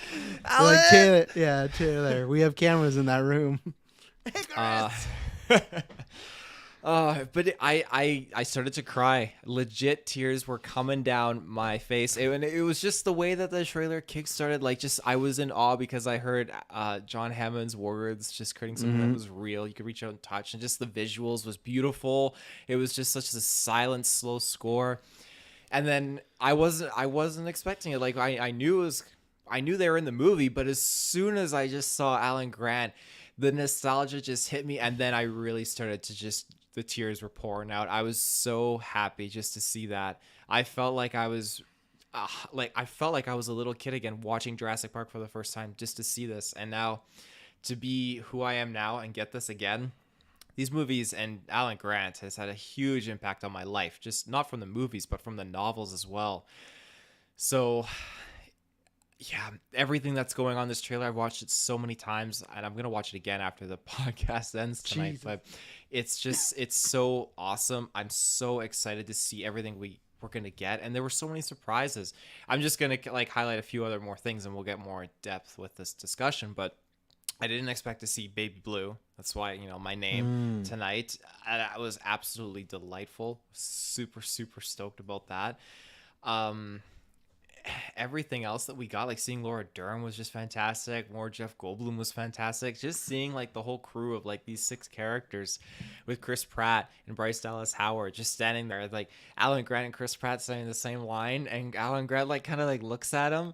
It's just Sam Neill he's one of my favorite actors, and I just love seeing him back in this role with these characters. And it just feels like it's sad to say this, but this is a kind of excitement that I really would have love to have seen in like that Star Wars sequel trilogy, just to have the OG3 back together. Okay, I'll give you that. I was gonna say you can go back and watch multiple trailer reactions. Taylor was very excited for all those Star Wars movies. Oh, so. I was, and I'm not like, again, this isn't flack. Like, one thing that would have been like really awesome though would have been to have all 3 characters side by side at some point in the sequel trilogy, but I remember, I don't know which cast I had said it on, but I remember stating like, hey, I'm getting something like that in this. And now that it's here, and I saw with my own eyes that footage, and that shot of those characters together again just blew my mind. And Yeah, there's just so much, just the dynamic of the dinosaurs living in the, you know, man's kind of world and everything like that is going to be so cool just to see how it unfolds. I love Jurassic World Evolution too, just getting to deal with dinos in more of the human setting and these different environments, seeing the dinosaurs in the snow, seeing them all over the place, and the Dilophosaurus making a comeback. That was a huge kicker. Like that Is was that the one one of with the the? yeah, that's what That's the my thing shoots the favorite. Yeah, venom. Oh, that was one of the things that terrified me as a that's kid. how It's Bryce so Dallas Howard's going on in the movie. oh She shit. shoots the venom. Chris Pratt has to watch her die. Fuck. Another scene too. This is why I'm glad Taylor's like popping off. I am popping off. Colin Trevaro, yes, he wrote Fallen Kingdom, but I'm glad he's in the director's chair for this one because I feel like we're getting so much cool scenery, especially when Bryce Dallas Howard goes underneath that water and just how the camera pans out and like the teeth and the jaw are just right above aiming down. It's absolutely terrifying. Those are the kind of things that really encapsulate those intense moments that Steven Spielberg delivered back with the original Jurassic Park. These are the things I want to see and I want to be on edge with. There was that scene quickly, I think it was Maisie kind of going into the cage and the jaws like biting on the sides of it, and it just delivers. I want to be spooked. I want to be happy. I want to cry. And I know there's going to be some moments in this where I'm going to shed tears. Every Jurassic World, like that, yeah, the two of them, they've made me cry with certain moments with the dinosaurs. I have no doubt in my mind I'm going to be crying again with this. I hope so badly Alan Grant makes it out of this alive. I really, really do. I thought Taylor was going to say, I hope so badly I don't see it with Travis. But don't worry. We'll ensure that Taylor and I do not see it together for safety issues. Well, Taylor was going ham, and I haven't even shared my thoughts at all. He was just going off. So let's take our next ad break, and then I'm going to get into what I thought about this trailer. So we'll be right back. And we're back. So, yeah, it's interesting. People know I really did like Jurassic World. I have liked it less as I've gotten away from it, but I did really like the concept. I thought it was really. I love Jurassic Park. Jurassic Park is legitimately, I've always said, that first film, if anyone were to look me dead in the eye and say that's the greatest movie of all time, I can't fight you. Of course, I'd say, oh, it's this, but like, it's one of those where it's just like, you talk about a movie that's nearly perfect, it's on that list. It's just like, boom, that's as Steven Spielberg just changed the game there. And classic characters that we see in these trailers. So I was very interested I was very curious to see a trailer because I've always wanted this concept because I think I was talking about up into Jurassic World Fallen Kingdom. So I like what we got. I didn't like how we got there. That girl in the trailer with the brown hair, that's the same one from the last one. Like, It's let them Maisie, the clone. Yeah, okay, yeah. So she keeps like every bad thing that's going on, I hope she's just reminded, like, yeah, this is your fucking fault, little girl. Like, look what you did. But no, it's funny. U.S. Clayagent Clay from Patreon, he was bringing up like all these trailers lately, like Rise of Skywalker, Ghostbusters stuff. Like they have this feeling of like it kind of starts quiet, then it shows you a few things you remember, characters coming back, name dropping, and then big action and stuff like that, showing the new and the old characters together. So it's 100% a formulaic trailer, and I don't know what it is because I felt the same way about Sonic 2. I attribute to just because we had so many movies delayed and I just missed movies, but I loved this trailer. Now, I'm a, you know, fool me once, shame on you. Fool me twice, can't get fooled again, as George Bush said. But what I am excited for is there's the two dynamics of one. I think the dynamic of exploring a world right now with dinosaurs. That's great. So we haven't done before. Perfect. That's what Jurassic World probably 2 should have done. I was fine with Jurassic World being about the park because we never got to that. So I think this is going in a direction that even all the stuff of just seeing Chris Pratt in the streets with like the motorcycle getting away from raptors, all the different locations of seeing these dinosaurs, it's very visually appealing. I have no issues. I think the movie will be visually appealing, so that's going to be good. And is the original characters coming back? No matter what, I'm going to be interested in like some things. I think definitely some could die. I think it's tough. I don't. It is tough because we've. Like, how do you not? You know, how do you not go for the heart and kill one of those characters off? But at the same time, you can always make the point that they won't because, you know, sequels or two. I just still am at the point where I do like obviously the Star Wars went the different route. Like we're taking them all out or taking them all out. I'm still at a point where I still like certain characters to just survive. Not everyone has to die, you know, and that's where it's just like look at Cap and Endgame. As of right now, he's gone. They could have killed him, but I like hey. He got a happy ending, and if we never see him again, that was his story. Not everyone has to die, and I feel like we've kind of been conditioned that way when they come back, like, oh, you got to kill him off. And I think that, I can't say it, I just feel like there's a movie in the past few months that did that very, very well. Actually, a couple movies that did that very, very well. So I really like the trailer. I got hyped. I got goosebumps, and it's just because of the score. But I got goosebumps when Alan Grant, and I always forget her real name, but Ellie Laura Dern, Sattler. Ellie. Yeah, I should stop forgetting it now. It's the name of my daughter. But like when they met and they had that like tinge of like the classic Jurassic Park theme, that was great. So I think what I'm gonna go and sing the song. I'm just gonna go in, and I know what to expect. I'm just gonna go in for a good time, a good adventure, and that's what I think this is gonna be. And I think it can allow because there's a lot of new things to do here with this world and with these characters, all the different dynamics of these characters meeting. We don't have the screaming guy from Pokemon, Detective Pokemon back, so I'm happy about that. So Justice Smith. as of right now, everything I've seen, I love the Universal logo being like the dinosaur egg. Like everything I've seen from the marketing and the trailers, I've liked. So I don't think it's gonna fall because like if you looked at Jurassic World: Fallen Kingdom, for me there was like the nephew and the cloning of the kid and the whole like what is it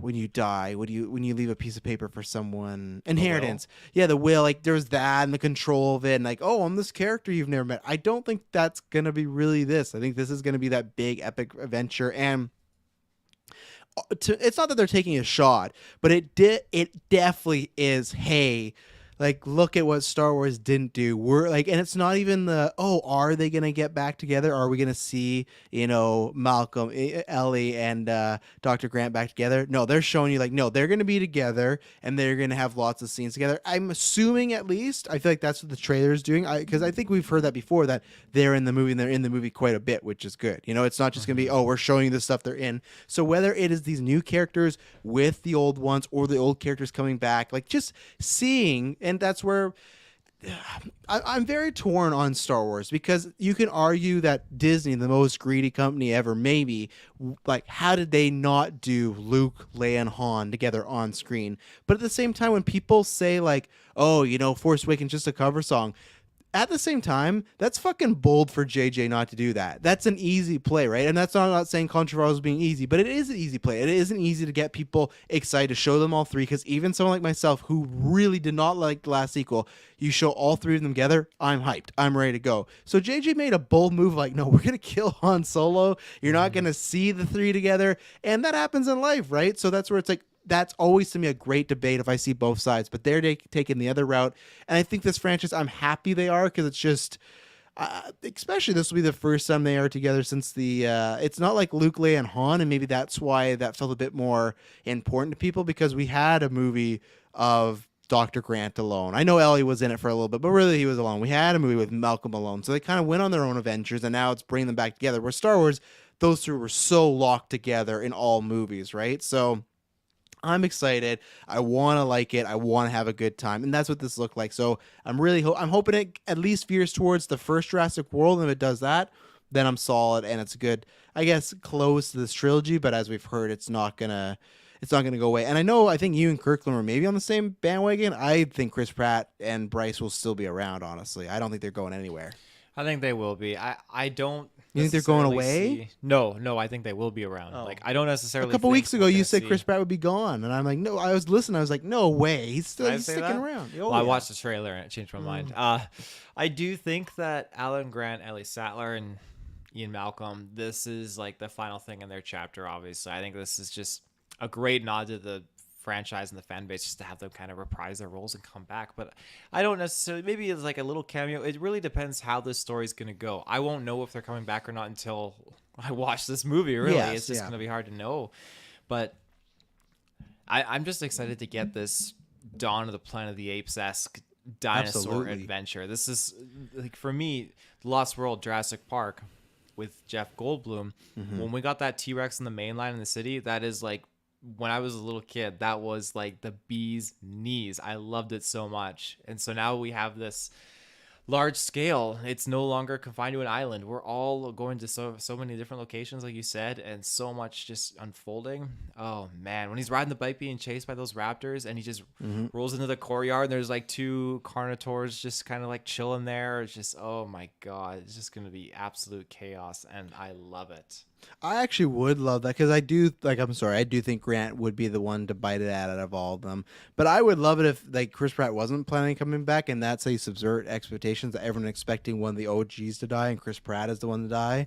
I would love it if they did that. And I like Chris Pratt. I know everyone's I hope like if that was the case, I hope it happens. Not flat case Chris Pratt. I want Alan Grant to stay alive so bad. But I think they won't kill him because I think they'll keep them as franchise. And like I said, I'm fine if they don't kill them either. It's an adventure. They survive it. They're experts. So sure. And I'm just excited to see the crew back together. It's been quite a while. I know we've seen photos and whatnot, but I'm excited to see Jeff Goldblum doing a bit more serious stuff as well. And I do got to ask you too. Do you think Ellie is still with her husband? Because I wonder. Because obviously Jurassic Park 1, they were a couple. 3, they split apart for whatever reason. She had a new husband. She had kids. What do you think her status is now? I mean, they could write it any which way they want. It's been a few years in the timeline. I'm not super decades. honed in on it. Like they, yeah, he could be out of the picture, whatnot. Like obviously, the kid was still really really young in Jurassic Park 3, so she's a stay-at-home mom at the time. It makes sense. She's a paleobotanist and she's just working at home and just taking care of the kids while he's working for the government.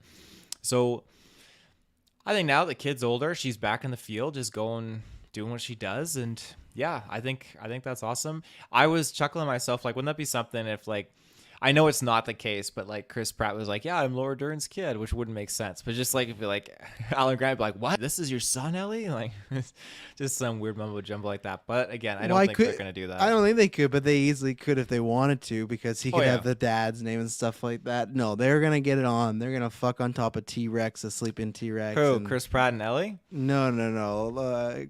Ellie and. Alan Grant on top Laura of the Dern T-Rex. and Sam Neill. Yeah, 100%. No, my prediction is she will be divorced, and they will hint at that rekindling again. I don't know if it actually happens, but that's my thing. Because I was always disappointed when she was married. I was like, oh fuck, they didn't make it work. That sucks. It's funny because in the books she's in school and he's much older. Like there's a significant age gap, but they weren't really. I never took it as they were really romantic in the books, but. Or I guess the original book, but he expressed interest. They might have had like a fling, I guess, or something. I don't know, but it wasn't to the scale that was represented. Like they were full on like within the same age range, couple and everything in the movie. And I like that same dynamic age range. I think, in the movie, I would say they're probably within. I don't mean like the actors. I mean the characters. Oh, but even then, like within 10 years easily. But I feel like even the movies are doing that because Sam Neill's like all gray and grizzled and everything like that, and Laura Dern's still just looking fucking in like the first Jurassic Park or this one, because the first Jurassic Park Both. They were in the first one they were so much similar, and that you could tell they were very romantically involved. Yeah, but they're still an older dude. So he is 74 and she's 55. There's literally almost 20 years apart. To me, I always did take it as like that first one is because like there is like an age gap. He's a little older, but that's also why they don't get married, because she wants to have kids and do everything like that, and that's not a part of his life. Like he's past that and everything. Mm-hmm. So, and like I said, to me, it's just this trailer. He's looking grizzled and gray and kind of scruffy. She's just looking like a fucking runway model and stuff. So I think they're still playing up like, oh, you're the old guy and stuff Admiral like that. Holdo. Yeah. I love again the callback with just that scene where she takes the glasses off. She's dressed just like she was in Jurassic Park, and I'm thinking, you sons of bitches, I know what you're fucking doing, and it's working. Like all these little callbacks and the things that just speak to the fans, right? Yeah, it's gonna be interesting to see how many callbacks there are and stuff. But yeah, that's coming out in June. That'll be a big one. We'll be doing the Jurassic Park retrospective for that finally. So yeah, look out for that. Next was, you talk about something that was impacted Taylor's childhood. Now it's my turn, because Lightyear, we randomly, again, I think that there might be that's what I'm thinking with Jurassic World, and with Lightyear, we're going to get like maybe 30-second versions of these trailers at the Super Bowl and something like that, and they'll do the whole like, watch the full trailer online now. But same thing, Lightyear was rumored for Super Bowl. It's out. This was fantastic. It actually gave us a bit more of the plot, as far as we don't know it all, but they've been on this planet for like a year or something, and they're like either doing experiments or research and stuff like that. So before it was just like, okay, it's Buzz, doing stuff. But that's the thing. He's looking into something, and then whatever's on this planet, I imagine is going to be something important, something they need for energy, life, whatever it may be. But all of a sudden, and man, did my heart warm up. You talk about seeing Sam Neill and stuff like that. You were lucky. You knew these fuckers were going to be in the movie. I had a feeling my man Zurg was going to be in it, but I didn't know. And I thought there's a chance just because they're like, oh, well, this is the real Buzz and this is the realistic story and it's the real world. I was like, yeah, they might take it out, or Zurg might be like this lame, like commander guy, like a Turbotastic, where it's like he seems like he's scary, but he's actually like the treats guy. Like what could they do here? Are they gonna be really cheeky? And all I want is them just to give me a like Darth Vader version of Zurg. Now, I still think there's a chance that there could be like a man behind the curtain, a Wizard of Oz style. I don't really want that because they could easily do almost like what Lex Luthor does in the comics, where he has the suit of armor. There could be some little old guy in that suit, and I really don't want that. But if it is, I'll wait and see how they do it. But still, even just the concept of Zurg, the fact that it's there, he's looking great. I love the robots that were in the Buzz Lightyear game in Toy Story 2. They've like had them like modern and stuff like that. I think this all looks great, and just like weird jokes like, oh, he's the cat robot's like offer him all these noises, and he's like, no, give me white noise, and it's like, and they makes white noise, like, okay, perfect, good night. And it's just, I love that they're making Buzz like this kind of hard ass space ranger and stuff. So this movie is just it's the same thing as Jurassic World, where every marketing I think has been on point from posters to trailers, and I think this is just gonna be a great time in the movies, and I'm ready for this adventure of Lightyear. I'm ready for it to make as much money as possible, and I want multiple of these. I want the real life Woody. I want it all. But even if it's just this everything I've seen looks phenomenal so far. Taylor, where are you on Lightyear? I love the dynamic and the aesthetic again of this show. Again, like they've landed the animation style, which always just blows my mind whenever I see it. And now that we got this trailer, it was super exciting to just kind of get a little bit more of the backstory, what's going on. We can tell, okay, it seems like they're stranded on this planet and they're trying to he's going to be the first one to kind of blast off and see where this goes. And he goes to new heights, new wonders. And this is when Zurg kind of comes into the picture. Mm-hmm. And when he pops in, like he is like, it is crazy. I mean, my first experience with Zurg was in Toy Story 2 when Zurg's just like creeping in and following him and everything like that. And again, he looked cool there. It's just neat to see him. Like he looks different. Like before, he had like it looked like a cloak almost, a robotic cloak and everything like that. Now he's got like the legs and he's a giant robot. It just seems so cool. I'm super jazzed to get into this and see Chris Evans, not Pratt. Chris Evans as Buzz Lightyear, kind of just chilling around with his cat, his robotic cat that's just kind of there. I chuckled a lot when the cat was like, he did the white noise sound effect. It really got to me. So, yeah, and I can't remember who else, but there was a good cast on it too. I know Taika's in it. There was some, I can't remember what female actress too. So there's some good people in it. But yeah, that's coming out. I think, is that also June Lightyear? I think it might be. It is. So June's a packed month. Fan Clay's 100% right. I don't understand. Star Command needs to be on Disney Plus by the time this movie release. Yeah, I don't understand why we don't have it. It's just very frustrating that I've had to go on like YouTube to watch episodes, especially with the kids. Like, yeah, I don't get it unless it's one of these weird things like, well, we want this to be our own thing. That's not canon, something like that. So, is it June? Yeah. Yeah. Oh, I found the year.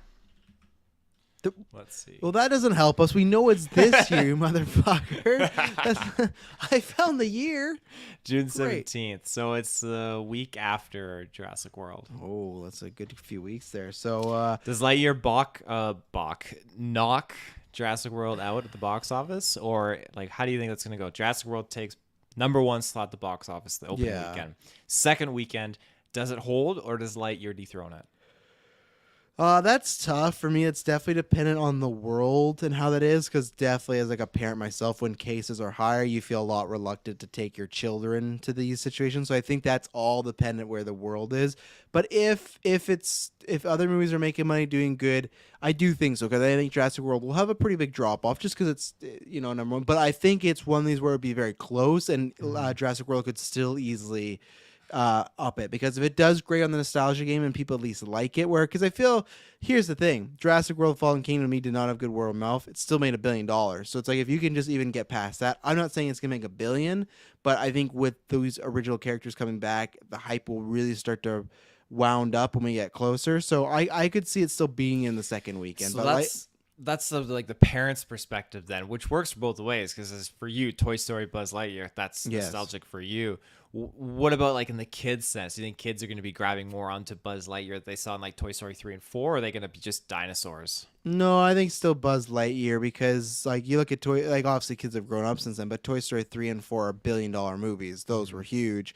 And I also just think there's still a level of like Jurassic World could seem a little scary. You know, like it might seem a little too much, especially like that shot of Bryce Dallas Howard face that dinosaur. It's like that doesn't look it's like no, you kids aren't ready for that yet. So, no, I think because Toy Story, you look at Disney Plus, you have multiple Toy Stories on there. You got short films. You have Forky Asked a Question. Like they love like Toy Story.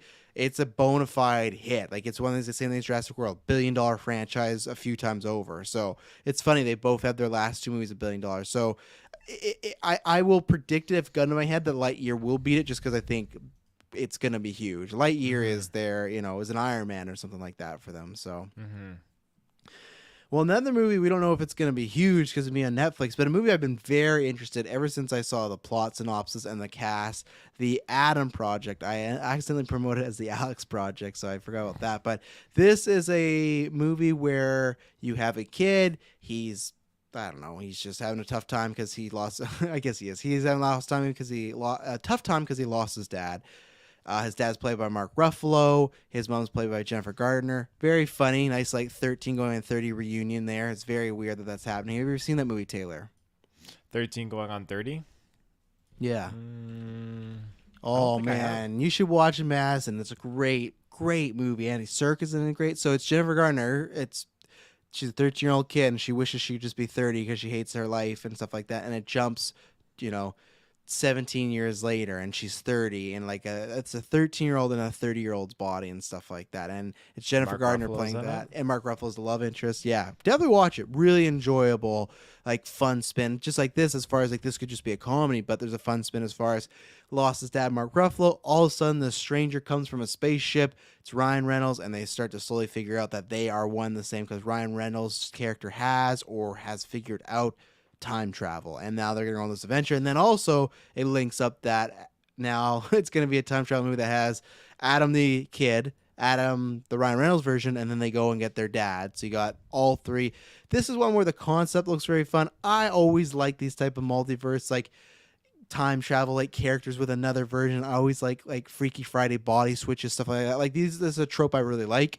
But I think the two things that really help it is the cast is great. Like even Zoe Saldana's in this. It's like Jesus. Like the list like Netflix has for their pocketbook is great, but it's directed by Sean Levy, who obviously Stranger Things, but didn't get much love on the Golden Geeks, but most of us really like to love Free Guy, and I had an outstanding time with that in theaters. Very rewatchable movie. So Sean Levy is directing this. So to me, it has nothing but I don't know, just green for go. Like I'm liking the cast, liking the concept, liking the director. So I can't wait. I couldn't believe it's March. Like it's coming around the corner. So I'm not sure how Taylor feels, but I at least myself, I'll definitely be reviewing this one because March. I think it's like March 11th, so it's the week after Batman. So that's an easy put in and watch. So Taylor, would you be joining me on this review for Adam Project? I mean, if the opportunity presents itself, I want to. Like that's all I'm gonna say. How like, non-committal this bastard. If so. No, like watching the trailer, like I was getting like Last Mimsy vibes, which is a good thing. Like this feels like something that we haven't had for at least a long time. These kind of movies, I think, are just too far in between, I guess, of each other, where it just feels like it's like something like a kid can watch. It's just got great effects. It doesn't feel cheesy. It's just got a good, fun story with some cool action and just a really good kind of heartwarming kind of message enveloped inside of it. So I'm down for it. Movies like this, definitely they get to me a little bit. So I'm interested. But I feel like you weren't that interested because it took a lot for you to even say like, hey, I had to build up to it. You might watch the movie and stuff like that. But yeah, I really like the trailer. I don't think we'll get too many more because Netflix doesn't seem to do that. But and then our final trailer, I'm excited to get your thoughts on this one. Men, directed by Alex Garland. It's A24, Taylor. You bastards didn't give a Green Knight enough love, but A24 is back with it seemed like some sort of, I don't exactly know. As always, A24, you don't know what's going on. But I will tell you, A24 does one thing good. And luckily, Alex Garland, I loved Ex Machina. I liked Annihilation. I need to watch it again because so many people love it. And I go, okay, maybe I need to really give it one more go around. But still, he's one of these guys that, okay, the second he's directing something, gonna be doing something, I'm here for it. This trailer didn't tell us much, but man, it left an impression on me. That sound that she makes in the like whatever the what Like would you the call it? archway. Yeah, the archway, the tunnel, and the fact that they like splice that and remix it with music. And at first, it's just like she sees a guy in the distance, like, okay, this is a creepy guy. But then there's one scene where it looks like an alien, like zombie thing, and then when you get up close again, it's like another guy, but it's like his skin's rotting. I don't know what's going on. I have no idea. Just it looked very trippy. I had goosebumps watching it. I loved this trailer, and I was gonna probably watch it anyways because A24. I like to see what they do. They do very experimental, different movies. And you talk about movies that you don't see often. That's usually A24. But I loved just the feeling of this trailer, and I don't know what the fuck it's gonna be about, but I'm excited to find out. Taylor Field is someone that has a mixed relationship, I say, with A24 the best. What do you think about this trailer? And you saw Ex Machina, right? I've never seen Ex Machina. Oh my goodness, you gotta watch it. Oscar Isaac, Alicia Van Kander, robot movie. Or like robots. This was yeah, it was definitely freaky, and I'm thinking, okay, like where's the Bigfoot gonna pop out here? But yeah, I have a dynamic relationship with A24. I'd say, I'm pretty sure we saw the Green Knight make a cameo in this trailer, though. Wasn't that his face on the wood there? Could be. But yeah, what do I think it's about? I mean, it definitely at parts feels spiritual. It also feels a little bit like alien wise too, like you said. But maybe Men is reference to Men in Black or something like that. Or maybe it's got something more along the lines of just being a biblical sort of story. And I say that because of the apples falling from the tree, and it involves this woman. And I just feel like maybe there's something going on there. Like I don't know. I think it's just kind of got some messaging in reference to something, but it's hard to say. You really don't get much, but like you said, the whole like, ha, ha, ha, into the sound was like, the music was definitely unnerving.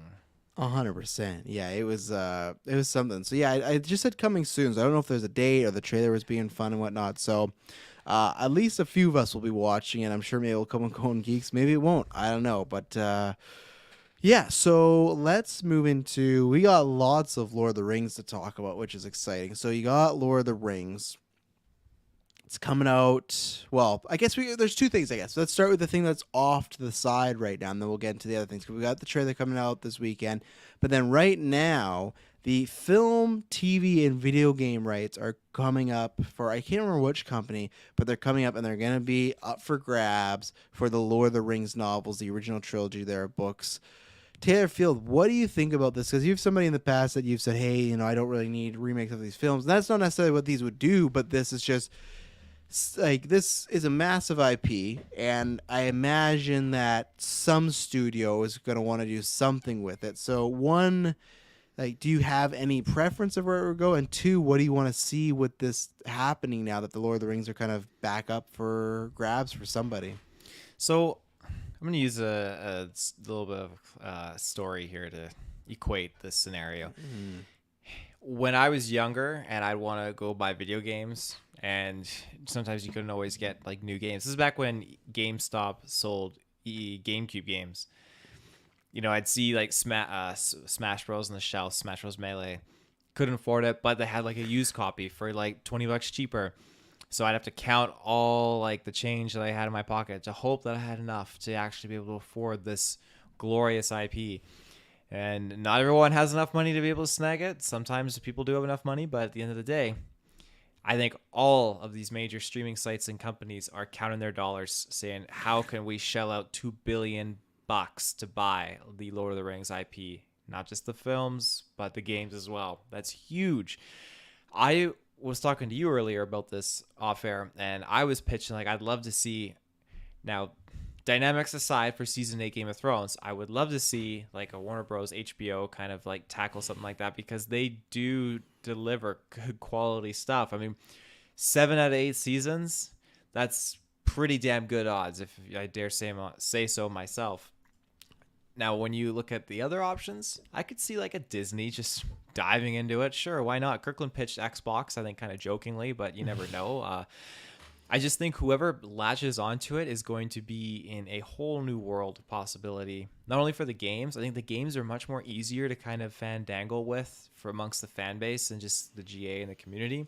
But dealing with the films and the cinematic aspect, you and Kirkland are probably going to get much more into it on Sunday. But like even you were talking about a little bit briefly today, you're dealing with some people that are going to love it and some people that are going to hate it. And I don't have the pre-existing information of the books and the extended universe that Kirkland dives into. My knowledge is literally the 3 Hobbit films and the 3 Lord of the Rings films. That is it. And I love it. So if we're getting this show, the Rings of Power, and then we get another company that dives in and does a remake or does something else and does their take or interpretation of it, it's going to be hard to actually to beat that, like cinematically for me, whereas games, I'm okay with whatever they dish out.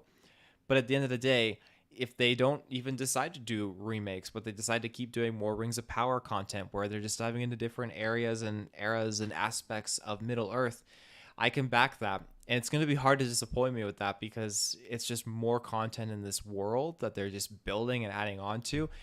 Unlike other people that do have that pre-existing knowledge, they're going to go in thinking, oh, well, Galadriel's hair should have been in a bun, not draping down over her shoulder and braided, like, I don't know what the people are going to be fighting about, but I imagine it's going to be pretty ruthless, which I respect because I was like that with the Halo trailer.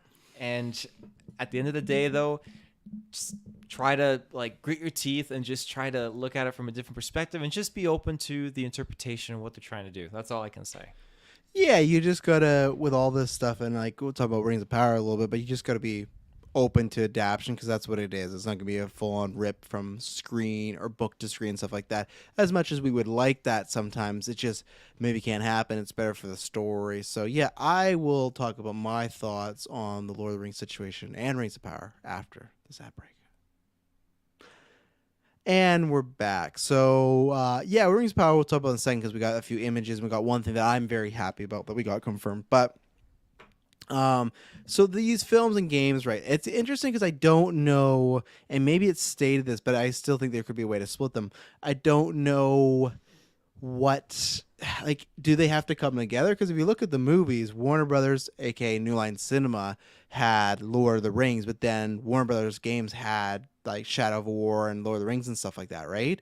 So it's one of these things that, are they a bundle package or could you split them? I'm not sure. I'll leave the gaming side for a side quest because I know Dylan and Kirklin can talk about that. I think there's multiple good companies out there that could buy a Lord of the Rings gaming thing and do something well. I guess, too, it's kind of unfortunate that I don't think we'll be getting any more of Shadow of any series now because if Warner Brothers didn't get it, that would be gone. So that's a shame. I love those games, but hey, there's 2 great ones to go back and play, and I will probably do Shadow of War here soon again. But for the films, it's very interesting because I have somebody the same way as Harry Potter. I've pitched that what you got to do is the films are too close. One day the films will be remade. It's a big IP. It's a classic story, and there's new things you could do. There's new advances in technology, and there's lots of things from the book they didn't get to, right? Or even fully adapt completely. I've always said that that's why you do TV, because TV is a completely new version of, okay, it's not walking over the movie. It's well, we're taking our time to do it this way and show you Tom Bombadil and stuff like that from Lord of the Rings that you couldn't do in a movie, but we're going to do it here, even with the extended cuts. And I'm someone that loves extended cuts. I'll take 5 movies. There's this rumor today of the prologue is the first 2 episodes is just an hour and a half, and it's just a prologue of the series. That's stuff where I go, man, I don't know if the general audience is going to like that, but that sounds fucking great for me. I love that. It was also confirmed it's going to be 8 episodes. But for me, the reason I'm talking about that and Rings of Power kind of together is I feel that you have who are the big dogs? You got Disney.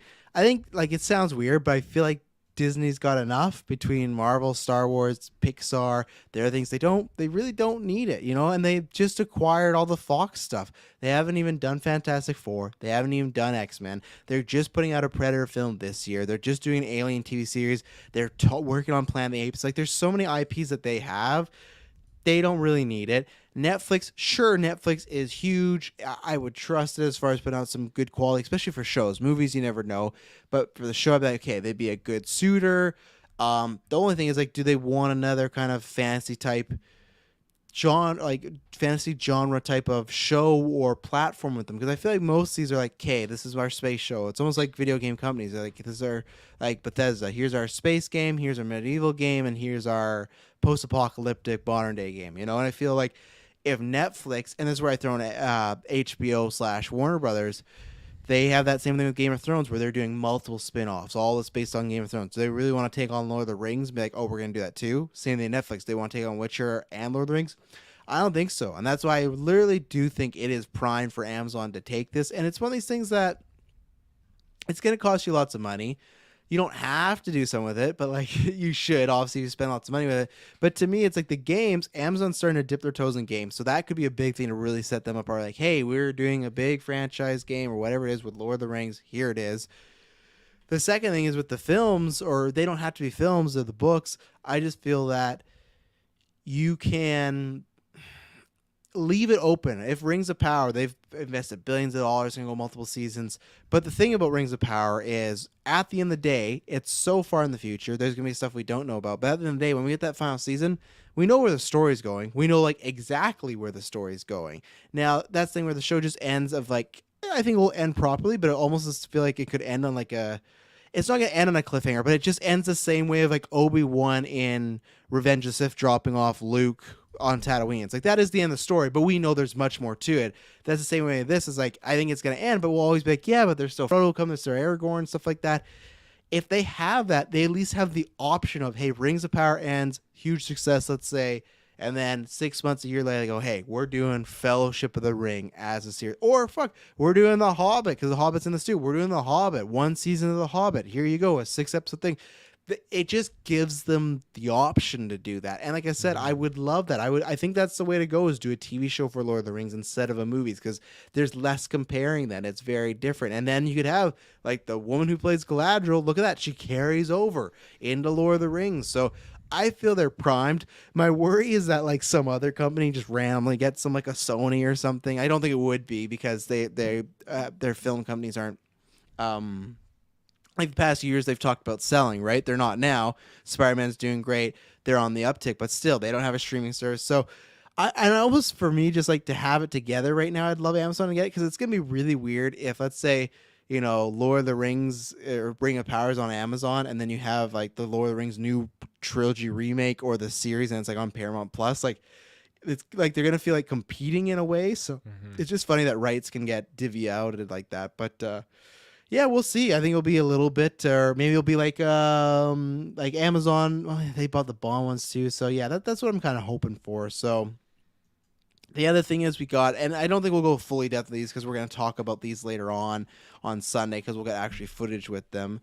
Big one, but I could definitely see Lord of the Rings being a sideling. Do you know what he means by that, Taylor? A sideling? I'm assuming just kind of like put on the back burner outside a little bit while they focus on other things. You guessing. Big woman, let us know what you meant there, and then we'll comment on it more. But let's see. Oh, there we go. A solid 4 to 5 series if done correctly. I think the rumor is they've already paid for at least 2, maybe 3. So they're in the long game of Rings of Power. So and if he's talking about Lord of the Rings as like just the books, oh yeah, I think every book you could do 2 seasons of, like, easily. Like if you're look at the extended edition, some of those are 4 hours. That's almost like 2 episodes away from a season, so you could get multiple stuff. You could stretch it out. But either way, so the show, there's some images that come out. We had some fun with the guy that's playing the elf and everything. But good thing is, it's all looking good. I like it so far. I'm really excited to see emotion, see just kind of the pitch of what the show is. We know what it is, but I mean, like, them starting to put the idea of what they're trying to achieve with this one. For me, this is something that I wanted to shout out, because I've been harping on it since this announcement happened. They announced the show, got the showrunners and whatnot, yada, yada, yada, and then they did casting calls, and they said, must be fine with nudity, all this stuff. And the showrunners, I'm not going to pull up the exact quotes, but the showrunners today, they came out, and to paraphrase, they're like, hey, we know there was like some concern early on when this stuff came out. the use of nudity is going to be more for dramatic purposes, like maybe a painting, or let's say if there was like the Uruk-hai when they like burst out in two towers, or like Lord of the Rings and they're like you're kind of nude. That's what they were kind of insinuating that the nudity would be used for, is that stuff, not like sex scenes. And oh, there you are. they even said like there might be sex implied, which I'm fine with. They kind of imply that a few times throughout the series, but just not what I was worrying about, that, hey, you're going to get some scene of like Tyrion in a brothel and you're just seeing naked people everywhere getting on. It's like, for Lord of the Rings, they didn't really want that. I know it's not the movies, but they got Howard Shore, and the showrunners did say that like they're aiming this that a 10, 11, 12, 13-year-old could watch. They said there's going to be some scary stuff where you might have to like pull your blanket over your eyes, but I feel like that's the same with the Lord of the Rings movies. So to me, this was very refreshing news that it feels like it's keeping in that PG-13 stuff. And I know we talk about this all the time, like, oh, like you like stuff that's dark and gritty is great, but there's just certain things where it's like, I don't, like same thing. I wouldn't need that in a Star Wars, and I wouldn't need that here. There's just something about Lord of the Rings that I like it. It could be kind of for all families, and they are fantasy tales. Like Tolkien did not write these as fucking hardcore gritty and Aragorn banging chicks and and there is graphic stuff, but I'm happy that it sounds like this series is staying in the PG-13 realm. So Taylor, this is something we've talked about a few times. Where are you now that the showrunners are kind of coming out clarifying, like, hey, like this is what we're doing with the series. This is what the brief nudity was for. This is what we're aiming for, etc. Well, I was never really like panicking about the fact that we're gonna get some, elf booties and hooties and stuff like that, or even some orc, orc tatas. I was never really orc tatas. That Taylor was really hoping for that. Go search that in X videos. You'll probably find something. Orc tatas. Yeah. No, I was never really kind of like putting too much thought into it. I didn't really follow most of that whole dynamic, and then I saw the link you shared. I read it a little bit and just thought, we're trying to create something that's for like the 11, 12, 13-year-olds, but at the same time, it'll be something where like you may have to cover your eyes like a couple times just because it could be a little scary at moments, but it's something for all ages. And if the human body at its core, like it's not. A naked human body is not a sexual thing by definition. A human body is just a collection of different electrons and energy, whatever you want to call it. Just I think people were worried though that when they were casting actors that they said need to be comfortable with nudity, that people were expecting like sex scenes and stuff like that. Especially it's Amazon stuff like that, Oh well, I mean that's fair, but. At the end of the day, like just because someone's nude, people shouldn't have to necessarily just jump to the conclusion that's going to be sex. People are having sex in Lord of the Rings. I tell you right now, the men of Rohan and all that stuff, they're fucking getting it on like no tomorrow, and I'm sure the elves are too. I mean, Legolas came from somewhere. We met the father and the Hobbit, so. I don't really know where I'm going with this, but I'm just like, if they have sex in Lord of the Rings, that's the thing. And I think the fact that if they're going to use nudity in ways that are beyond that, that's perfectly fine. It's not a different interpretation. It's just an interpretation of the human body. Like they I drop out. I come back and Taylor's still like the human body, the pieces of the human body. They sounded like a fucking 6th grade sex ed teacher trying to not talk about boners and stuff. In Two Towers, well, here's for boner talk. In Two Towers, they didn't show the Uruk-hai blast out of that like embryonic sac with a cock just flying out. They just showed like they kept it very minute, which is what I imagine they do here. Like they probably show like a side boob cock or like a cheek, just a cock swing right out. What is that? Just this cock. I think it's a Uruk-hai cock. Looks like meat's back on the menu. Boys. Oh God, fuck. Well, Taylor wasn't concerned, but you know what? I'm personally happy because I didn't need no hardcore fucking in my Lord of the Rings and stuff like that. So, Big One was 100% right. Taylor, you got to be in a lab coat when we first start talking like the human body. Yeah, here. That sounded completely alien, unnatural, things like that. So, anything else on Lord of the Rings? Nope. Okay, well, that's everything. There was one other story in the thing, but we're going to save that for next week because we ran longer here. I think we probably talked double of Obi Wan what we were supposed to, but that's what happens when Taylor and I talk about Star Clay Wars. So. Stoking the fire in the chat. Yeah, Jesus, it's Clay's fault. It's Clay's fault. But no, it was just about the Rebel Moon cast and stuff like that. We'll probably talk about that more next week. There's even some rumors we make. I do want to slide something on Rebel Moon. I got a chuckle because he's probably partially right, but I believe it was the director. Like, it's harder for them to make movies like Moonfall because you got movies like Star Wars and the MCU that just like this is the normal trajectory of movies. Mm-hmm. So I'll put that out there. I just got a bit of a chuckle because it's a sad but a little bit truthful. Different statement. directors though. I don't actually know what the man's title was. He was just speaking in regards to the so film. you're mixing up a whole bunch of films. Yes, Roland Emmerich, who did Independence Day That's and the one. Godzilla. Yeah, he talked about that and he was promoting Moonfall. Rebel Moon is something different. You know this, right? Oh, it's the Snyder one. Yeah, the Moonfall one. That's what I was going for. All these fucking moon titles in these movies. No, Roland Emmerich is not directing Rebel Moon. That's Zack Snyder. Yeah, no, he is directing. Zack Snyder is making a Star Wars like movie with a good cast, but we're gonna talk about that next week because like I said, we have lots of news topic and we still have to honestly we gotta review Peacemaker, so that's why. So we will be back in a few days. Boy, when does a Peacemaker drop? Big Wumba State, if you're watching live, we'll be live in 5 minutes talking about Peacemaker. If not, it'll drop in the morning on the feeds, on specifically probably the review feed first and then the news the main one later. So that's why you subscribe to all the feeds there. But Taylor Field, thank you very much for joining me here. It's probably a good thing Kirkland didn't join. I feel like this would have been another 3-hour one. You know, we had some big topics. So he's mad about all the different posters and characters from Lord of the Rings. That one elf we saw, he just like couldn't stew on that very well. Oh yeah, that could have been me. I could have been that elf. No, yeah. Every time we go talk about Lord of the Rings, either it's Kirkland's day off or he got sick. So he says he'll be there Sunday. So we'll be talking about that trailer. So that's when we'll be back. Lots of other content. Thank you very much for tuning in. And I promise when you hear from us next, it'll not be boring. Bye-bye.